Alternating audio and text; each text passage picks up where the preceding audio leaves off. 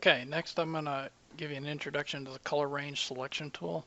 Um, did some of this in my masking videos already. It is not on the toolbar. It is underneath selection, and I've got color range, and I can pick.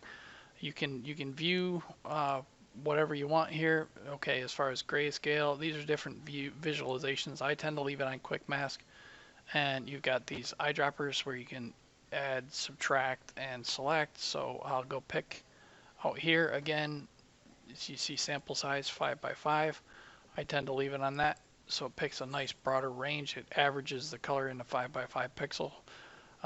So you can see what is selected. If I increase the fuzziness, it increases the feather, so it increases the smoothness of the selection. Okay. If I hit the plus eyedropper, I can drag from these yellow greens all the way over to these cyan greens and let go, and then it creates. You can see the mask preview, and you get the quick mask like red overlay that appears there. If I hit OK, and then I want to generate a mask from this, let's see what it looks like.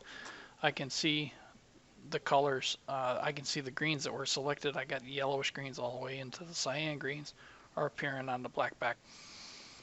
Okay, how useful is this? Well, there's a number of different ways. I've got a car visualized here, and what I want to do is I want to look at this image, and let's go in and change the color of this car. So we're going to do select color range again and pick, and you can see it does a nice job selecting, but I didn't get all the colors that I want, so I'm going to click and drag over top of this to increase the colors, and I can change this from quick mask.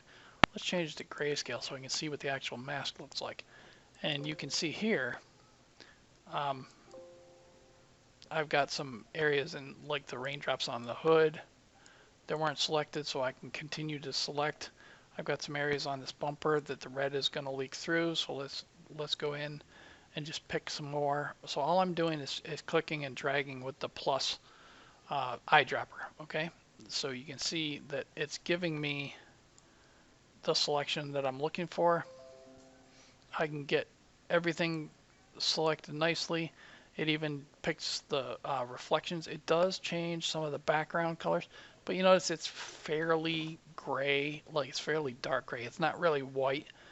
So it's probably not going to do all that much. I can control the fuzziness here to leak as much as I want in reflections and into the background.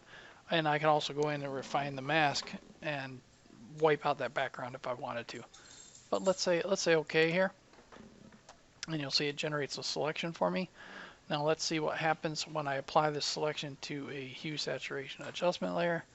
So we'll go in and grab the hue saturation, and let's change the saturation on this, pull it down, and modify the color. Let's tweak it into like the orangish. I want to make this darker, and I want to make this. Let's increase the vibrance of this.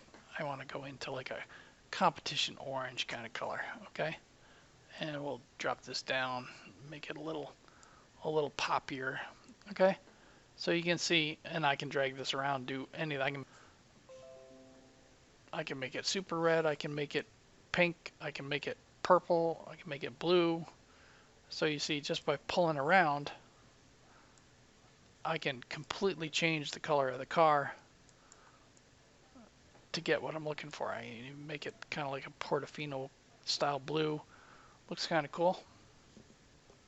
So very easy to do with the mask selections, and I'm using color range to pick and refine that selection, and I can always go in and tweak the mask if I want to. So I press Alt or Option on the keyboard and click on the layer mask thumbnail, and I can see that. And then I can change, refine the mask backgrounds. Okay, I switch to my brush tool, and I'm going to make black my foreground color. So I'm going to press the X key to switch, and then I'm going to brush over top of those plants in the background because I really don't want those selected. I just want to change the color of the car. Okay, so you can see all the normal mask refinement tools are available there, and I've got a nice, very nice color selection. Got some changes that happened in this turn signal turn to blue, all I have to do again is go into the mask and refine that area. But you can see quickly I can select a lot of information and make a fairly dramatic change to an image.